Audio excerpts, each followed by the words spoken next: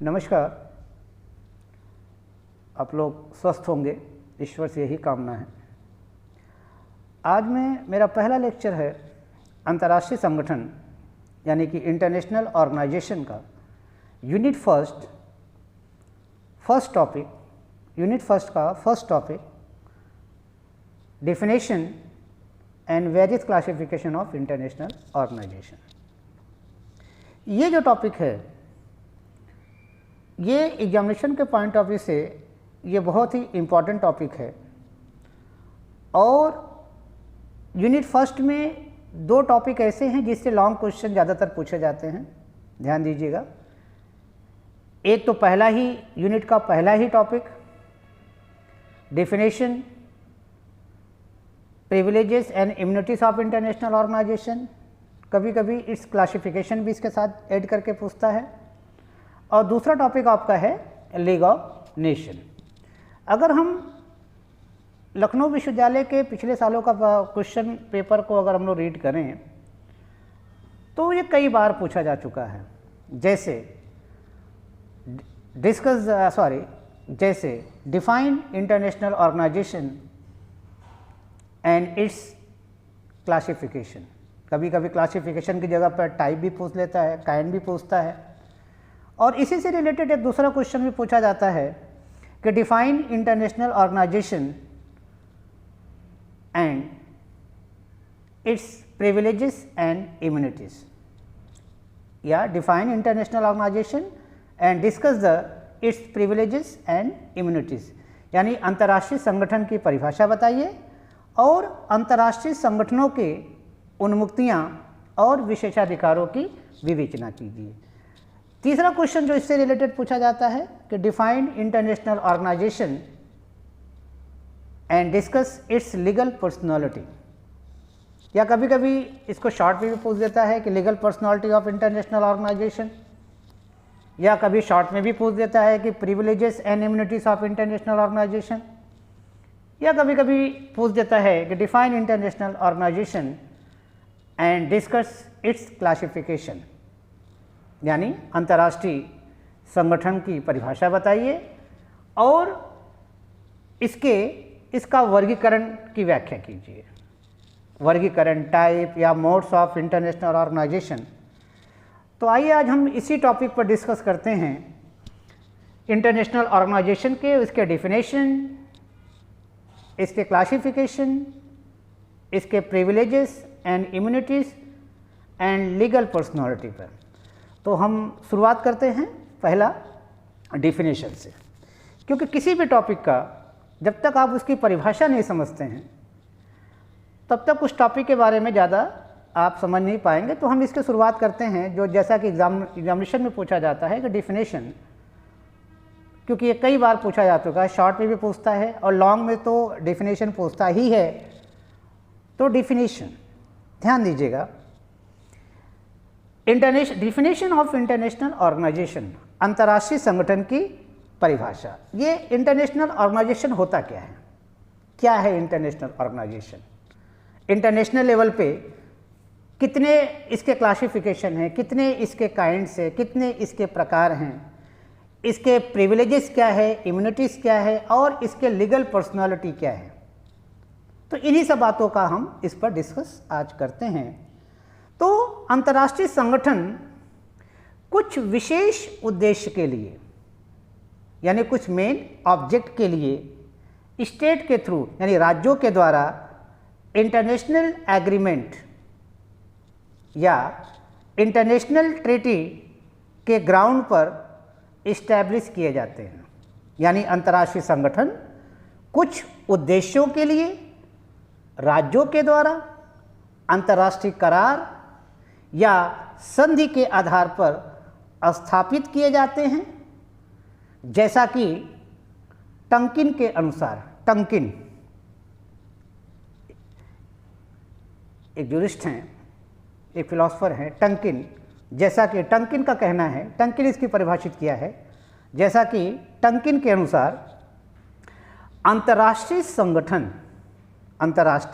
संगठन राज्यों के ऐसे संगठन हैं जो कुछ विशेष उद्देश्यों के लिए संधियों के आधार पर अंतर्राष्ट्रीय विधि के अनुसार बनाए जाते हैं। इनके अपने अंग होते हैं, इनके अपने ऑर्गन होते हैं और इनके अधिकार और उत्तरदायित्व इनके सदस्यों के अधिकार और उत्तरदायित्व से भिन्न होते हैं। इसी को हम थोड़ा सा आपको इंग्लिश में भी एक्सप्लेन करते हैं। अकॉर्डिंग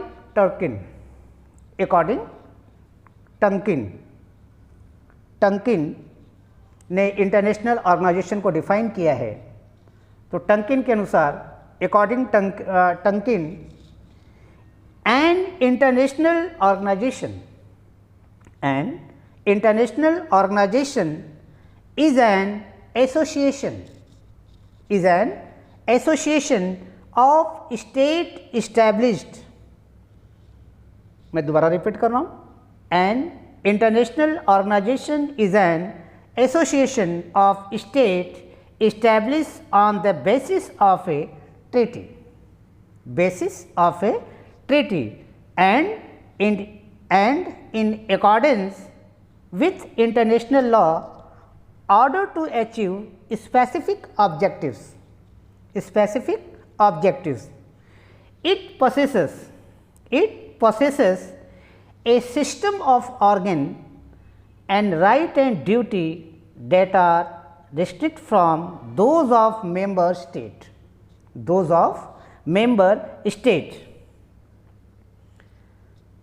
इसके अलावा बेटा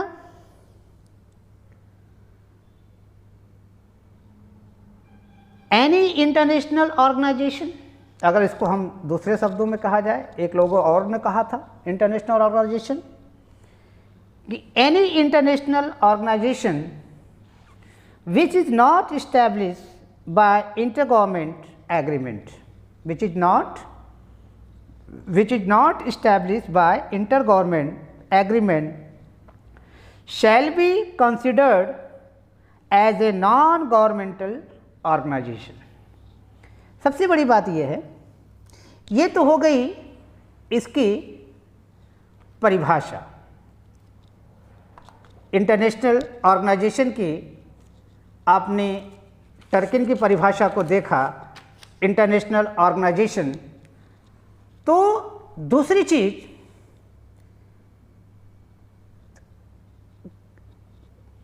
various classification of international organisation.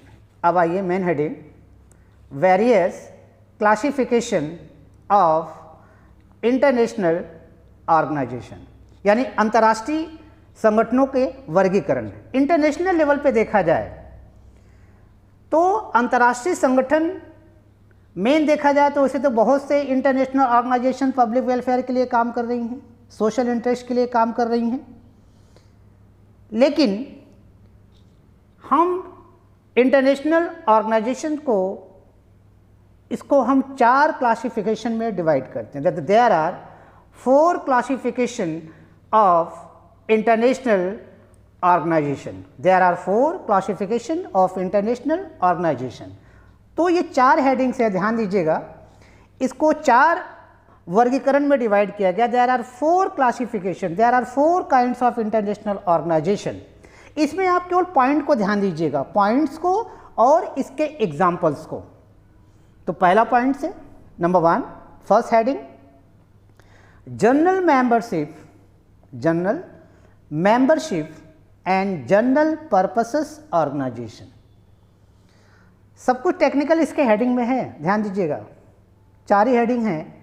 तो पहला general membership and general purposes organisation. ये जो पहला ऑर्गेनाइजेशन है ये सबसे टॉप मोस्ट ऑर्गेनाइजेशन माना जाता है, यानी नंबर 1 पे इसको रखा गया इंटरनेशनल लेवल पे। इसलिए इसको कहा जाता है क्योंकि इस ऑर्गेनाइजेशन का इंटरनेशनल लेवल पे कोई भी स्टेट, यानी कोई भी मेंबर, कोई भी स्टेट इसका मेंबर बन सकता है, कोई बाउंडेशन नहीं है। यानी इंटरनेशनल लेवल पे कोई भी स्टेट, यूनिवर्सल लेवल पे कोई भी स्टेट इस ऑर्गेनाइजेशन का मेंबर बन सकता है। और इसका जो ऑब्जेक्ट है ये भी जनरल है, यानी ये ऑर्गेनाइजेशन हर सब्जेक्ट पे काम करेगा, हर फील्ड पे काम करेगा। जैसे हेल्थ से रिलेटेड सब्जेक्ट पर भी काम करेगा, एजुकेशन से रिलेटेड सब्जेक्ट पर भी काम करेगा, एजुकेशन के फील्ड में काम करेगा, मेडिकल के फील्ड में काम करेगा, सोशल वेलफेयर के फील्ड में काम करेगा, इकोनॉमिक कल्चर के फील्ड में भी काम करेगा। इसलिए इसको कहा जाता है कि general membership and general purposes organisation, यानी सामान्य सदस्यता तथा समान उद्देश्यों के संगठन। ऐसे संगठनों का क्षेत्र, I mean jurisdiction, I mean area, I mean territory universal होता है, सार्वभौमिक होता है। इसमें ऑल स्टेट, कोई भी एनी स्टेट यूनिवर्सल लेवल पे इसका मेंबर हो सकते हैं। ये डिफरेंट फील्ड में काम करता है, पीस में भी काम करता है, सिक्योरिटी में भी काम करता है, एजुकेशन में भी काम करता है, वेलफेयर में भी काम करता है, मेडिकल में भी काम करता है, हेल्थ से रिलेटेड, कल्चरल, सब में काम करता है। इसलिए इसको कहा जाता है कि general membership and general purposes organisation, यानी कि सामान्य सदस्यता तथा सामान्य उद्देश्यों के संगठन। इसका एग्जाम्पल है लीग ऑफ नेशन और यूएनओ, यानी यूनाइटेड नेशन ऑर्गेनाइजेशन। जैसे यूएनओ है, हर फील्ड में काम करता है, ह्यूमन राइट के फील्ड में भी काम करता है, एजुकेशन के फील्ड में भी काम करता है, वेलफेयर के फील्ड में भी काम करता है, पीस के फील्ड में भी काम करता है, सिक्योरिटी के फील्ड में भी काम करता है। तो ये साइंटिफिक फील्ड में भी काम करता है, ये सभी क्षेत्रों में काम करता है, क्योंकि इसका एक कोई लिमिटेड ऑब्जेक्ट नहीं है, इसलिए इसको टॉप पोस्ट में रखा जाता है और ये नंबर 1 पे इसको कहा जाता है। और ऐसे ऑर्गेनाइजेशन को general membership and general purposes organisation कहा जाता है। राइट नाउ सेकेंड नंबर पे, यानी सेकेंड पॉइंट, जो दूसरे उससे थोड़ा सा, यानी फर्स्ट तो नहीं है लेकिन सेकेंड नंबर पे जिन ऑर्गेनाइजेशन को रखा जाता है इंटरनेशनल लेवल पे, उसको कहा जाएगा बेटा। तो सेकेंड हेडिंग लिखिएगा। सेकेंड हेडिंग है जनरल मेंबरशिप। ध्यान दीजिएगा बेटा, मैंने बताया था कि चारों हेडिंग में केवल टेक्निकल पॉइंट क्या है, केवल हेडिंग्स है, हेडिंग्स एंड एग्जाम्पल। तो सेकेंड है, second organisation, second type of organisation, general membership and limited purpose organisation. पहला आपने देखा दोनों जनरल है, मेंबरशिप भी जनरल है और उनका ऑब्जेक्ट भी जनरल है। लेकिन जो दूसरी कैटेगरी है इंटरनेशनल ऑर्गेनाइजेशन की, इसका general membership and limited purpose organisation, यानी सामान्य सदस्यता तथा सीमित उद्देश्यों का संगठन। देखो बेटा, ये जो सेकंड टाइप जो ऑर्गेनाइजेशन है इंटरनेशनल लेवल पे, ऐसे ऑर्गेनाइजेशन का इंटरनेशनल लेवल पे कोई भी स्टेट मेंबर बन सकता है। मेंबर बनने के लिए कोई बाउंडेशन नहीं है, कोई लिमिटेशन नहीं है, कोई भी इसका मेंबर बन सकता है। लेकिन ऐसे ऑर्गेनाइजेशन का जो पर्पस होता है वो लिमिटेड पर्पस होता है, वो हर फील्ड में काम नहीं करता, उसका एक पर्टिकुलर एक एरिया होता है, एक विषय होता है, वो उन्हीं विषयों तक काम करता है। इसलिए इसको कहा जाता है कि general membership and limited purpose organisation. और ऐसे ऑर्गेनाइजेशन को फंक्शनल ऑर्गेनाइजेशन भी कहते हैं, यानी ऐसे संगठनों को क्रियात्मक संगठन भी कहा जाता है, क्योंकि यह एक विशेष कार्य के लिए, एक पर्टिकुलर वर्क के लिए इसको बनाए जाते हैं और इसमें इंटरनेशनल कम्युनिटी का कोई भी स्टेट मेंबर बन सकते हैं। ऐसे संगठनों के एग्जाम्पल्स हैं यूएनओ का जो स्पेशलाइज एजेंसीज हैं, यानी संयुक्त राष्ट्र के जो विशिष्ट अभिकरण हैं, वो इसी कैटेगरी में रखे जाते हैं। जैसे फॉर एग्जांपल WHO यानी वर्ल्ड हेल्थ ऑर्गेनाइजेशन। बेटा वर्ल्ड हेल्थ ऑर्गेनाइजेशन का कोई भी स्टेट यूनिवर्सल लेवल पे, इंटरनेशनल कम्युनिटी का कोई भी स्टेट वर्ल्ड WHO का मेंबर बन सकता है, लेकिन WHO का जो पर्पस है वो लिमिटेड है। WHO केवल हेल्थ से रिलेटेड मामलों में ही काम करता है, अनदर मामलों में काम नहीं करता, क्योंकि इसका पर्पस क्या है, लिमिटेड है। WHO को बनाया गया है किस लिए, ओनली वन पर्पस, हेल्थ से रिलेटेड विषय पर ही काम करता है। दूसरा है example ILO, I mean international labour organisation. बेटा ये जो ILO है ये इंटरनेशनल लेवल पे सबसे ओल्डेस्ट ऑर्गेनाइजेशन है, यानी सबसे पुराना संगठन है। ILO का ऑब्जेक्ट क्या है कि इंटरनेशनल लेवल पे जो लेबर कम्युनिटी के लोग हैं उनके वेलफेयर के लिए, उनके इंटरेस्ट के लिए काम करता है। और ILO का कोई भी स्टेट यानी इंटरनेशनल कम्युनिटी का कोई भी स्टेट, कोई भी मेंबर इसका मेंबर बन सकता है, लेकिन ILO का जो पर्पस है वो लिमिटेड है। लिमिटेड क्या है? केवल ये इंटरनेशनल लेवल पे जो लेबर हैं उनके वेलफेयर के लिए, उनके इंटरेस्ट के लिए काम करता है। तीसरा एग्जाम्पल बेटा इसी में, पहला WHO, दूसरा ILO और तीसरा जो है वो इंटरनेशनल पोस्टल यूनियन, अंतर्राष्ट्रीय डाक संघ या international bank of reconstruction and development of reconstruction, जिसको हम लोग वर्ल्ड बैंक भी कहते हैं। तो मेरे कहने का मतलब बेटा है कि यूएनओ के जो भी स्पेशलाइज एजेंसीज हैं वो सब सेकेंड कैटेगरी में आती हैं, मतलब कि general membership and limited purpose of organisation. तीसरा जो थर्ड कैटेगरी है इंटरनेशनल ऑर्गेनाइजेशन की, जो तीसरी कैटेगरी है इंटरनेशनल ऑर्गेनाइजेशन की, वो है लिमिटेड मेंबरशिप। अब देखिए बेटा, आपने फर्स्ट और सेकंड में देखा जनरल मेंबरशिप, लेकिन थर्ड में क्या है? Limited membership and general purposes organisation. अब थर्ड जो कैटेगरी है इंटरनेशनल ऑर्गेनाइजेशन की इंटरनेशनल लेवल पे, इसमें मेंबरशिप लिमिटेड है, यानी कोई भी मेंबर नहीं बन सकता। एक पर्टिकुलर स्पेशल स्टेट ही, एरिया के स्टेट ही इसके मेंबर बनते हैं और उनका जो पर्पस होता है वो जनरल होता है, वो जनरल होता है। ऐसे संगठनों को रीजनल ऑर्गेनाइजेशन भी कहते हैं, यानी ऐसे संगठनों को क्षेत्रीय संगठन भी कहा जाता है, इसको प्रादेशिक संगठन भी कहते हैं, इसको रीजनल ऑर्गेनाइजेशन भी कहते हैं। यानी इसमें मेंबरशिप ओपन नहीं रहती है, यानी इंटरनेशनल कम्युनिटी का कोई भी मेंबर, कोई भी स्टेट इसका मेंबर नहीं होता है। कुछ स्पेशल स्टेट ही इसके मेंबर होते हैं, कुछ एरिया के स्टेट ही इसके मेंबर होते हैं, और उनका जो पर्पस होता है वो जनरल होता है, वो हर फील्ड में काम करते हैं। ऐसे ऑर्गेनाइजेशन को रीजनल ऑर्गेनाइजेशन भी कहा जाता है। जैसे एग्जाम्पल OAS, शॉर्ट में उसको OAS कहा जाता है, यानी कि organisation of American state. American state क्या है?